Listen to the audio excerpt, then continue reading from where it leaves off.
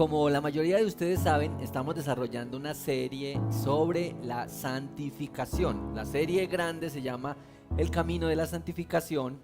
El Camino de la Santificación. Y en esta segunda parte de esta serie estamos hablando de las iglesias, del mensaje a las 7 iglesias que está en Apocalipsis capítulo 2 y 3. Y hoy llegamos al mensaje a la iglesia de Tiatira. Entonces voy a pedirles, mis hermanos y amigos, que abran su Biblia conmigo en Apocalipsis capítulo 2, versículos 18 hasta el 29, y vamos a leer la palabra del Señor.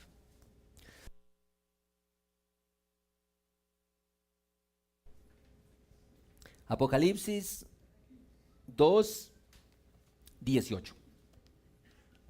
A la iglesia de Tiatira. Escribe al ángel de la iglesia de Tiatira. Esto dice el Hijo de Dios, el que tiene ojos que resplandecen como llamas de fuego y pies que parecen bronce al rojo vivo. Conozco tus obras, tu amor y tu fe, tu servicio y tu perseverancia. Y sé que tus últimas obras son más abundantes que las primeras. Sin embargo, tengo en tu contra que toleras a Jezabel, esa mujer que dice ser profetisa. Con su enseñanza engaña a mis siervos, pues los conduce a cometer inmoralidades sexuales y a comer alimentos sacrificados a los ídolos. Le he dado tiempo para que se arrepienta de su inmoralidad, pero no quiere hacerlo. Por eso la voy a postrar en un lecho de dolor, y a los que cometen adulterio con ella, los haré sufrir terriblemente, a menos que se arrepientan de lo que aprendieron de ella. A los hijos de esa mujer los heriré de muerte. Así sabrán todas las iglesias que yo soy el que escudriña la mente y el corazón, y a cada uno de ustedes lo trataré de acuerdo con sus obras. Ahora, al resto de los que están en Tiatira, es decir, a ustedes que no siguen esa enseñanza, ni han aprendido los mal llamados profundos secretos de Satanás, les digo que ya no les impondré ninguna otra carga. Eso sí, retengan con firmeza lo que ya tienen hasta que yo venga. Al que salga vencedor y cumpla mi voluntad hasta el fin, le daré autoridad sobre las naciones, así como yo la he recibido de mi Padre, y él las gobernará con puño de hierro, las hará pedazos como a vasijas de barro. También le daré la estrella de la mañana. El que tenga oídos, que oiga lo que el Espíritu dice a las iglesias. Esta es la palabra del Señor y recibámosla con gratitud. Tolerancia. Tolerancia. Es una palabra de mucho uso en este tiempo. Le di en mi buscador de Google tolerancia y ustedes saben que de una vez sale un listadito largo. Tolerancia a la lactosa, tolerancia deportiva, tolerancia a los medicamentos. Pero cuando busqué una definición de tolerancia, me dio dos, esto que es una tolerancia a las cosas médicas, pero esta especialmente, que es la primera que me mostró como definición. Dice que es un nombre femenino, y mire cómo se define la tolerancia. Actitud de la persona que respeta las opiniones, ideas o actitudes de las demás personas, aunque no coincidan con las propias. Eso es, definición de tolerancia. Miren que en nuestro tiempo la tolerancia se presenta como una gran virtud.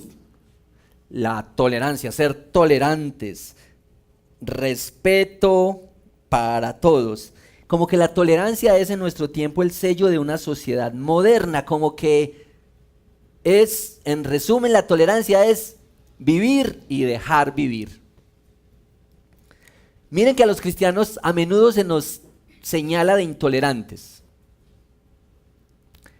Por ejemplo, cuando los cristianos decimos las relaciones sexuales son solo para el matrimonio. Muy intolerantes. Por ejemplo, cuando los cristianos decimos Jesús es el único camino. Pero ¿cómo dice usted que el único? Y todo lo que dicen y piensan los demás, es que eso no importa. No seas intolerante. Los cristianos estamos expuestos siempre a esta realidad, como cuando un cristiano se niega a reconocer un hombre que ahora se identifica como mujer. Si tú no lo recibes, no lo aceptas, entonces eres un intolerante. Curioso que en esta iglesia de Tiatira, lo que el Señor tiene en contra de esta iglesia es la tolerancia. Pero ya vamos a explicar, porque no vamos a decir que toda la tolerancia es negativa. Lo que vamos a ver aquí es, en esta historia de la iglesia, de la carta a la iglesia de Tiatira, es cuando la tolerancia es pecado. Y al final de este tiempo de reflexión, yo quisiera que tú vayas pensando, ¿qué has tolerado en tu vida? ¿Cómo toleras el pecado en tu vida? ¿Cómo minimizas la realidad del pecado en tu vida y en tu propio corazón? Muy bien, vamos aquí al texto. Tiatira era una pequeña ciudad de Asia Menor, fronteriza, era importante en la industria, parece que era muy importante en las carreteras de ese momento, tenía como una función militar, era como un puesto de vigilancia. Y era un centro comercial. Esta ciudad, en esta ciudad lo que se hacía muchísimo era teñir paños. Parece que era una ciudad sin muchas posibilidades de diversión. Los gremios, las organizaciones tenían como sus deidades y hacían las fiestas, algo así como las fiestas patronales, ¿cierto? Fiestas patronales. Y los cristianos de Tiatira tenían esta tensión al ser comerciantes, al estar en esa ciudad y vivir la ciudad. ¿Cómo participarían en la ciudad, en el comercio, en lo que pasaba cada día con vivir la cotidianidad en esa ciudad? Esta era la realidad de los cristianos y de las personas que formaban la iglesia en Tiatira. En Hechos 16:11 hay una mención a esta ciudad. Parece que Pablo, en uno de sus viajes misioneros, conoció a una mujer de Tiatira. Esta mujer era vendedora de púrpura. Los que más han estudiado este tema dicen que quizá esta mujer fue la que plantó la iglesia en Tiatira o fue la que ayudó a esa plantación en la iglesia de Tiatira. Muy bien. Esta carta de la iglesia de Tiatira enfrenta un problema especialmente al interior de la iglesia. Es decir, esta carta no aborda el problema hacia afuera, sino especialmente dentro de la iglesia, lo que está pasando en la iglesia. Tal vez esto le habla muchísimo al creyente. Miren que Tiatira tenía un problema contrario al de la iglesia de Éfeso. En Éfeso amaban la sana doctrina y la verdad, pero no había amor. La carta dice, ustedes sí se esfuerzan por la verdad, la doctrina, pero han abandonado su primer amor. Aquí es al contrario. Ustedes tienen amor, servicio, fe, perseverancia, pero han descuidado la verdad. Ahora, ¿qué privilegiar? ¿Qué poner adelante? ¿La verdad, la sana doctrina o el amor? Si el Señor nos mandara una carta a esta iglesia, ¿qué diría hoy de nosotros? ¿Ponemos por encima el amor, el estar juntos y el compartir, amarnos y ayudarnos, o un celo profundo por la verdad y la sana doctrina? ¿Qué diría la carta? ¿Cómo sería una carta que nos escribe el Señor a nosotros hoy? Voy a pedirles que estemos ahí en el texto para que veamos, desempaquemos algunas cosas de este texto. Versículos 18 y 19. Versículos 18 y 19. Dice, escribe el ángel de la iglesia de Tiatira, esto dice el Hijo de Dios, el que tiene ojos que resplandecen como llamas de fuego y pies que parecen bronce al rojo vivo. Conozco tus obras, tu amor, tu fe, tu servicio y tu perseverancia.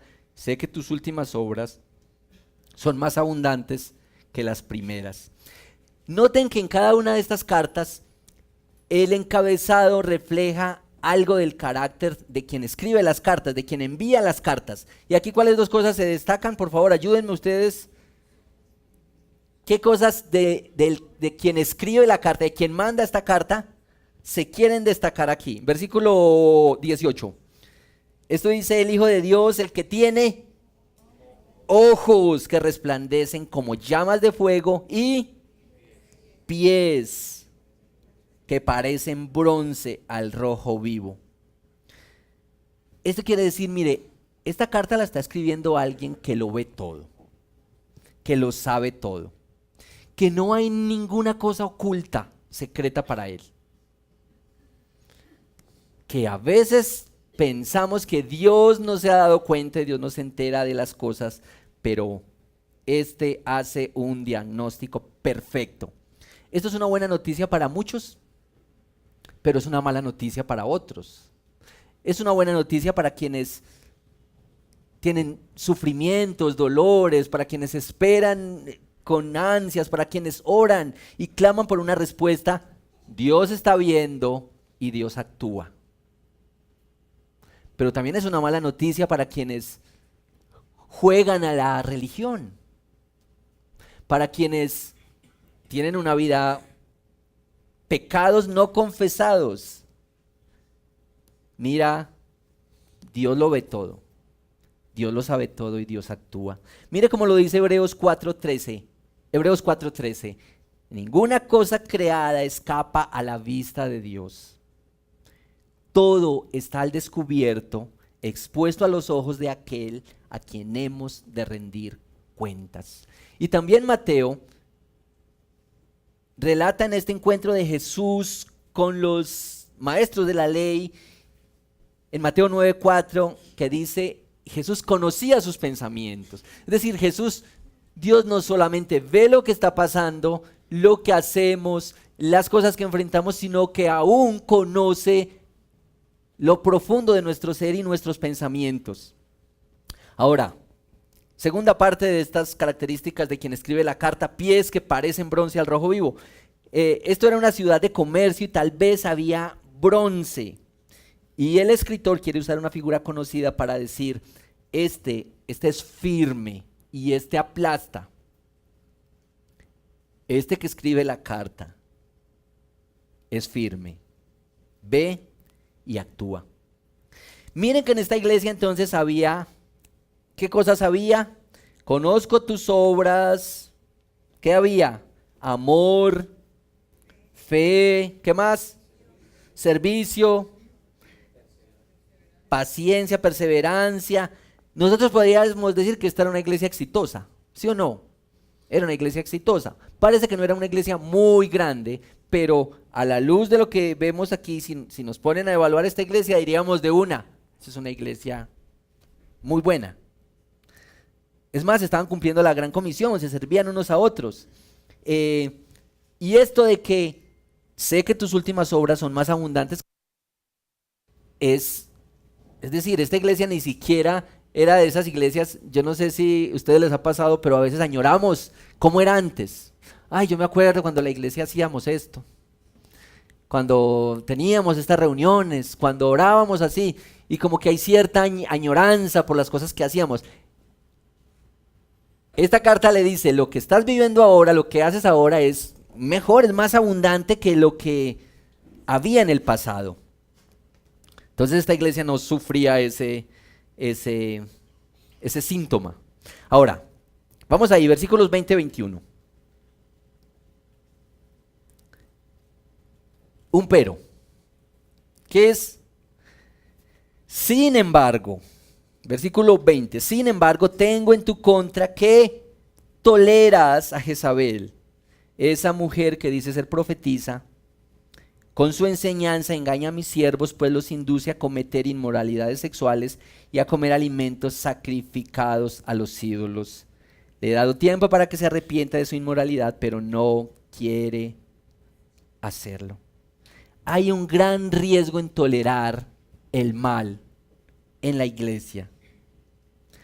Y hay un gran riesgo en tolerar el pecado y el mal en nuestra propia vida.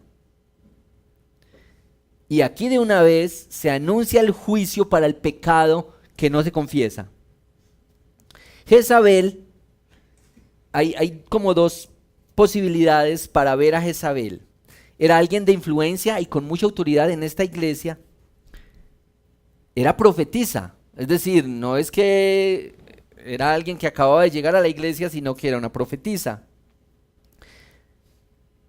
Pero muy probablemente el autor está haciendo alusión a esta Jezabel del Antiguo Testamento en Primera de Reyes 19. ¿Se acuerdan? Jezabel era esposa del rey Acab y era una mujer bastante mala. Tal vez así como cuando le dicen a uno, eso es un beso de Judas. ¿Qué quiere decir? Que Judas se volvió como un referente. Muy probablemente esta Jezabel era un referente para decir esa mujer de Primera de Reyes 19, la esposa de Acab, que quiso exterminar al profeta Elías. Lo que ella quería hacer era unir la adoración a Baal con la adoración a Dios y hacer una sola expresión de adoración. Mire, cuando uno lee esto, uno dice, pues claro, ¿cómo hacen eso? Toleran a una profetisa que enseña esto, que los induce a cometer inmoralidades sexuales, a comer a alimentos sacrificados a los ídolos, y uno de pronto de una dice, pues claro, ¿cómo puede ser? Pero en el contexto había muchas cosas que no se veían tan mal como nosotros las podemos ver así. ¿Recuerdan los comerciantes, los que tenían sus gremios y fiestas, y unas fiestas que después se salían del control y se convertían en inmoralidades sexuales y todo esto? La gente decía, esto es lo que tenemos que hacer, esto es lo que hay para vivir. Esta es nuestra cultura. No podemos hacer nada, entonces ¿qué? ¿No trabajamos? Entonces no vivimos. Y esta es la realidad, mis hermanos. Es que el error no viene puro. El error viene con algo, con alguito de verdad, con un poquito de verdad. El error siempre tiene un poco de eso. Y el pecado de la idolatría tiene la sutileza para que lleguemos a preguntarnos, ¿y qué tiene eso de malo? Uno puede pensar en nuestra cultura y en lo que tenemos que vivir día a día. ¿A cuántas cosas estamos expuestos frente al pecado? Y nosotros decimos, ¿y eso qué tiene de malo? Igual tenemos que vivir. Igual tenemos que comercializar, igual tenemos que comprar y vender. ¿Qué tiene de malo un numerito en la declaración de la DIAN? ¿Qué tiene de malo una pequeña mentirita para poder hacer un negocio? ¿Qué tiene de malo decir que era un trancón cuando yo me levanté tarde?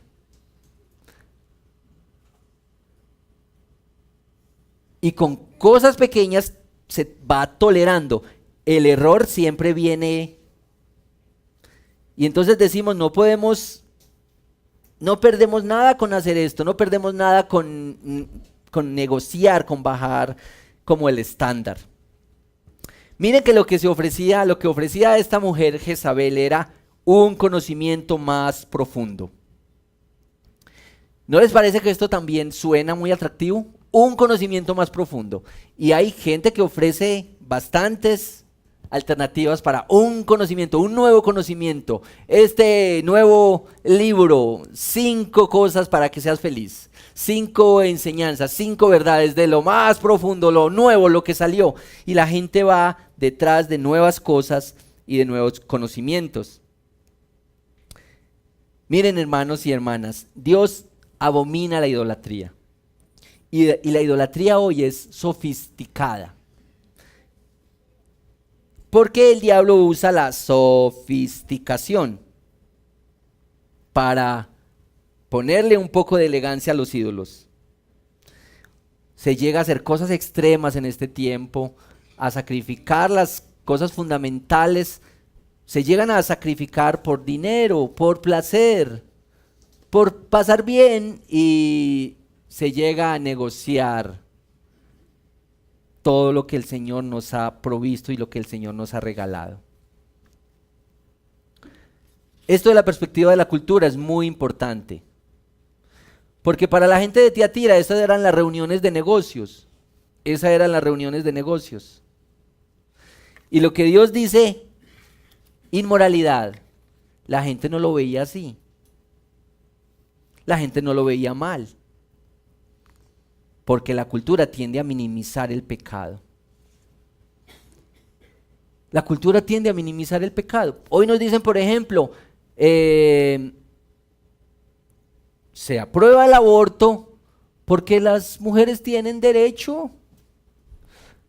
Y si tú no estás de acuerdo, eres un intolerante. Y se minimiza libertad para matar, se trivializa.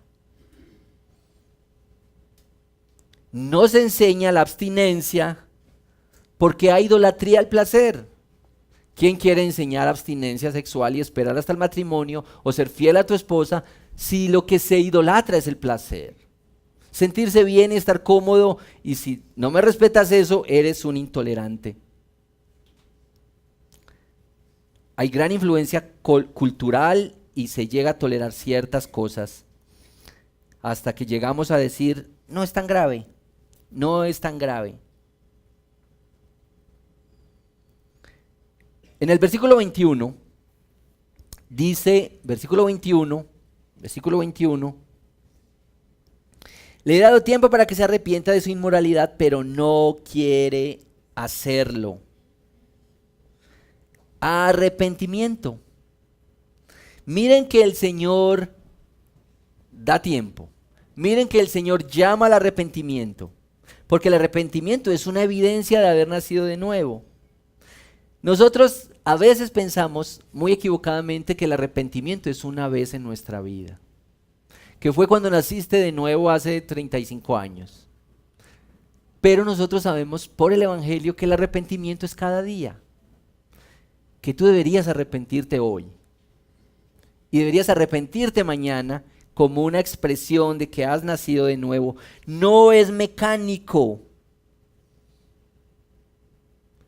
porque cuando esto no ocurre, entonces ocurre lo que dice Romanos 2:5, a causa de un corazón no arrepentido, estás acarreando ira para el día del juicio. Dios da oportunidad para el arrepentimiento, pero no va a durar para siempre.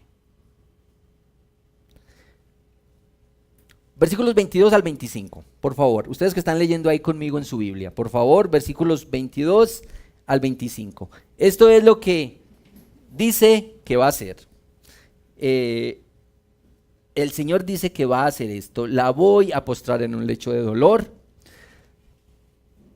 A los que cometen adulterio con ella los haré sufrir terriblemente, a menos que se arrepientan de lo que aprendieron de ella. A los hijos de esa mujer los heriré de muerte.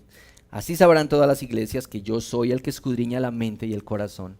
A cada uno de ustedes lo trataré de acuerdo con sus obras.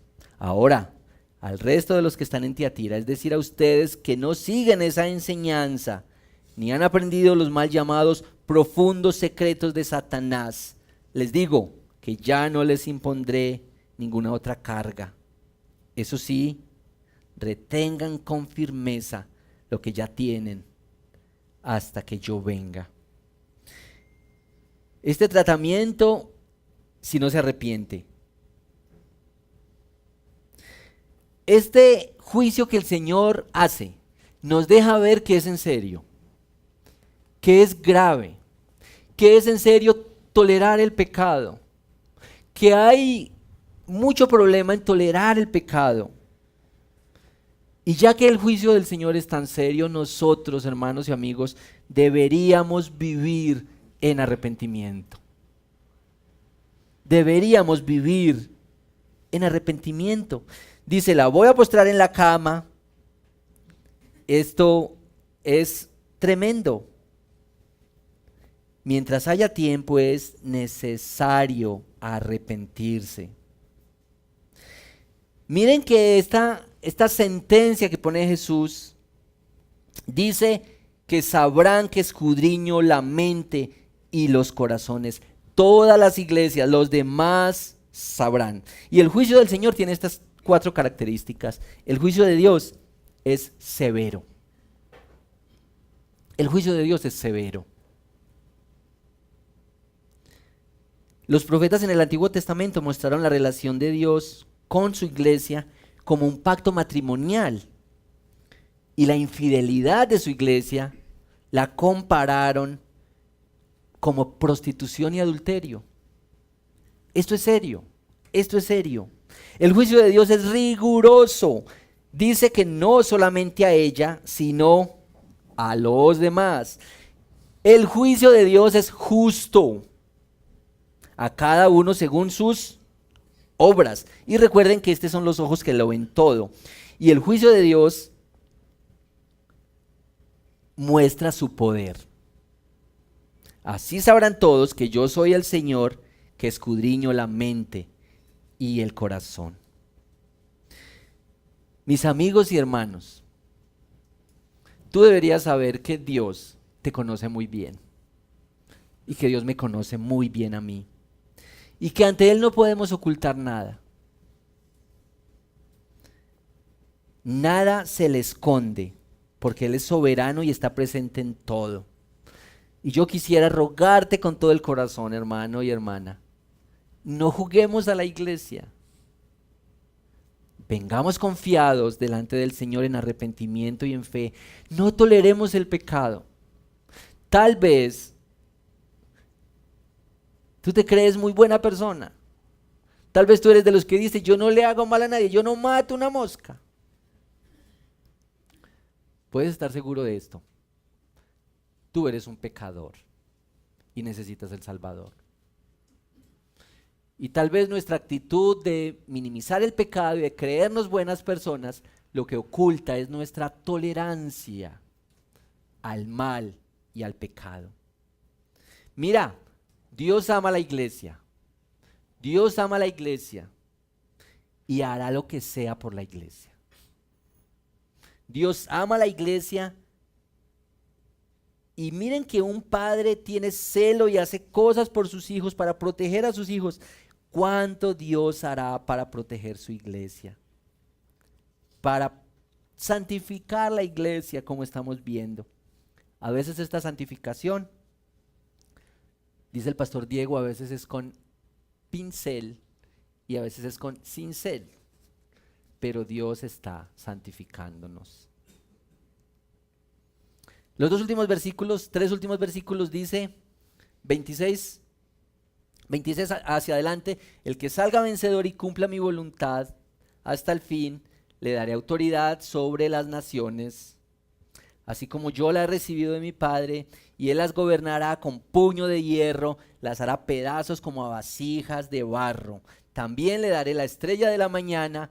El que tenga oídos que oiga lo que el Espíritu dice a las iglesias. El versículo 26 y 27 se está citando el Salmo 2. Pongan sus notas para que usted lea el Salmo 2, que es un salmo mesiánico. Básicamente dice, yo soy el vencedor y voy a compartir mi herencia contigo. El versículo 28, donde dice el lucero de la mañana, se contesta con Apocalipsis 22:16. Apocalipsis 22:16 dice, ¿quién es el lucero? ¿Quién es ese lucero? Dice, Jesucristo dice, yo soy la raíz y el linaje de David, la estrella resplandeciente de la mañana. Este es el lucero. Quiero para terminar decir 3 cosas a las que siento que somos llamados como iglesia frente a esta realidad de la tolerancia, cuando la tolerancia es un pecado. Tú y yo, mi amigo y mi hermano, estamos llamados a confesar nuestros pecados, confesarlos, en vez de tolerarlos, guardarlos. Confesar nuestros pecados. Mira cómo dice este proverbio que nos hemos aprendido, yo por lo menos me lo aprendí desde pequeñito, Proverbios 28:13, que el que encubre sus pecados no prospera, pero el que los confiesa y se aparta encuentra el perdón, encuentra misericordia. Estamos llamados a confesar los pecados.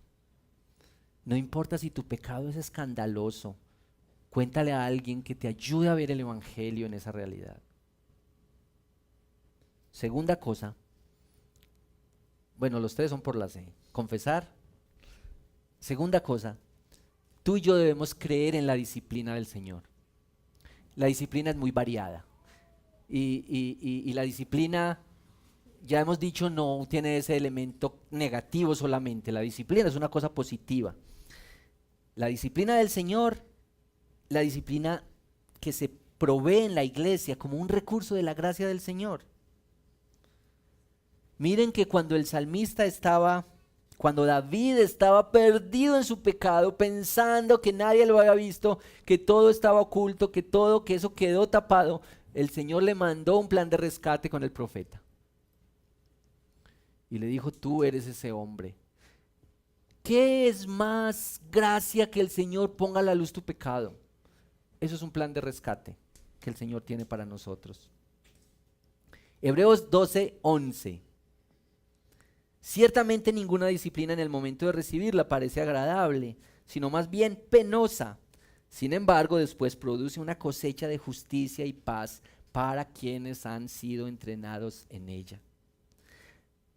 Los pastores de esta iglesia y los líderes estamos llamados a disciplinarte. No se imaginen una pela. La disciplina implica que tú aceptes, hermano y amigo, acepta los procesos de la consejería bíblica. Practica la confesión con un consejero o en un grupito pequeño. Participa en un grupo homogéneo con las mujeres. Tienen su reunión los miércoles, los jóvenes tienen su reunión el viernes. Los hombres, vamos a empezar en el próximo mes nuestras reuniones con los hombres. Un lugar tranquilo donde puedas con tus hermanos crecer en la fe, hablar de tus luchas, ver dónde Cristo está trabajando, dónde te has atrancado en tu caminar con Cristo, pero no toleres el pecado en tu vida, no lo dejes ahí quieto. Nosotros no deberíamos participar en esto simplemente porque nos sentimos bien, porque algunos dicen, yo no voy a ese culto porque no me siento bien. Muy respetable. Pero no se trata de sentirnos bien. Es más, si ustedes hoy se van de aquí sintiéndose incómodos, un poco incómodos con lo que hemos dicho, yo creo que hemos cumplido más el propósito. Que si simplemente decimos, nos sentimos muy bien. Claro que nos sentimos bien con los hermanos, pero el evangelio siempre tiene que producir algo de incomodidad en nosotros para actuar. Mi amigo y mi hermano, tenemos que declararle la guerra al pecado. Y no hay otra manera. Y tercero, y aquí quiero recordar 2 gráficos que hemos mostrado, creo que lo hemos usado mucho en grupos pequeños, no sé si aquí lo hemos usado alguna vez, si los chicos de los audiovisuales me preparan el gráfico de la cruz. Pero primera cosa, confesar el pecado. Segundo, creer en la disciplina de la iglesia, la disciplina del Señor. Y tercero, debemos caminar hacia la cruz. caminar hacia la cruz, caminar hacia la cruz. Miren, el pecado es sutil y el corazón es muy engañoso. Dios ha provisto la manera de hacernos conscientes de la seriedad de nuestro pecado. Solamente al ver la santidad de Dios, nosotros nos hacemos conscientes de nuestro pecado. Miren por favor esta cruz que está muy sencillita, este gráfico. En la línea de arriba dice conciencia creciente de la santidad de Dios. Y en la línea de abajo dice conciencia creciente de mi naturaleza pecaminosa. La manera en que la cruz va creciendo, ven que la cruz se va haciendo grande, es cuando crecen esas dos cosas a la vez.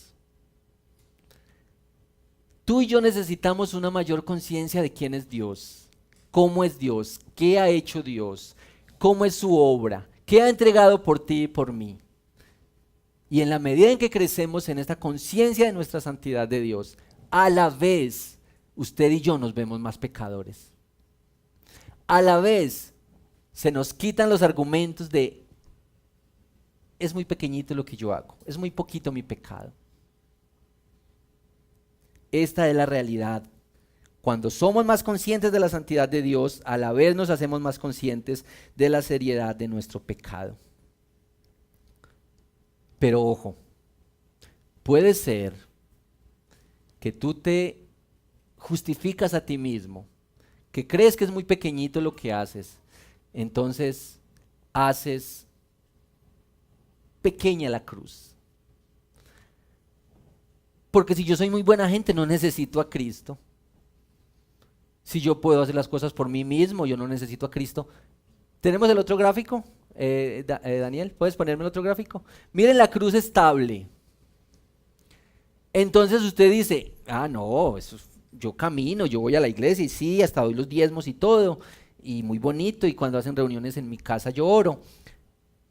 Pero no eres consciente de la gravedad de tu pecado, entonces la cruz, ¿cómo se te aplica? Porque la cruz es para los necesitados, para los que dicen, Señor, yo necesito de ti, yo no soy capaz. No puedo ir ni a la esquina sin tu voluntad, sin tu presencia, sin tu obrar en mi vida. Mi hermano, mi amigo, hoy tenemos que decirle al Señor, Señor, te necesitamos. Y por eso vamos a cantar esta canción con los chicos de la alabanza, esta canción que hemos cantado aquí, como una expresión de adoración y una confesión de nuestra necesidad del Señor. Tal vez esto lo podríamos resumir en esto. Señor, déjame ver un poco más de tu santidad. Señor, déjame conocer un poco más de tu santidad, un poco más de la grandeza tuya, un poco más de la naturaleza tuya, de lo que has entregado por mí, de cómo eres tú de grande, para que a la vez yo sea más consciente de mi necesidad, del quebranto de mi corazón.